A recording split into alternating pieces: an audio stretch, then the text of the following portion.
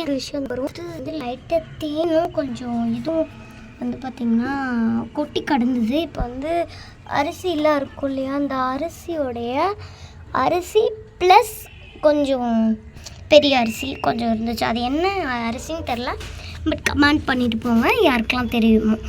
But ஒரு ஷாக்கிங்கான விஷயம் என்னென்னா, ஒரு எறும்பு ஹார்ட் ஒர்க் பண்ணி நிறையா இலைங்க இந்த மாதிரிலாம் இருக்கும். உங்களுக்கு எறும்பு கண்ணு தெரிஞ்சுதா?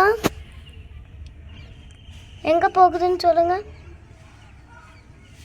ஓகே காய்ஸ், இங்கே வந்து நாங்கள் எங்கள் வீட்டில் வந்து கொஞ்சம் இது போட்டிருந்தோம். நாங்கள் போட்ட உடனே கொஞ்சம் எறும்பெல்லாம் வந்துருச்சு.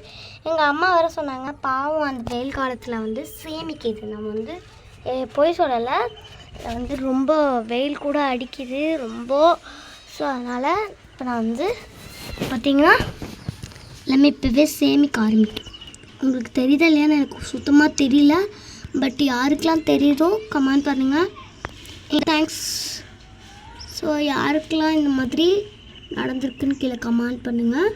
அண்ட் அந்த ஹோலுக்குள்ளே வந்து நிறையா தேன் இருக்குல்ல, அந்த தேனை வந்து எடுத்துகிட்டு போய் சேமித்து வைக்குது. அண்ட் தூரத்துலேருந்து பார்க்கும்போது கொஞ்சம் கொட்டி கிடக்குது. பட் இதெல்லாம் கொஞ்சம் தேன் இப்போ தான் போட்டு விட்டோம். அதனால் கொஞ்ச நேரம் ஒரு பிரச்சனையும் இல்லை. நான் வந்து உள்ள கிட்ட போய் பார்த்தேன், பட் எதுவுமே தெரியல எனக்கு. உங்களுக்கு ஏதாச்சும் தெரிஞ்சிச்சுன்னா உங்களுக்கு கமெண்ட் பண்ணுங்கள். தேங்க்ஸ் ஃபார் வாட்சிங்.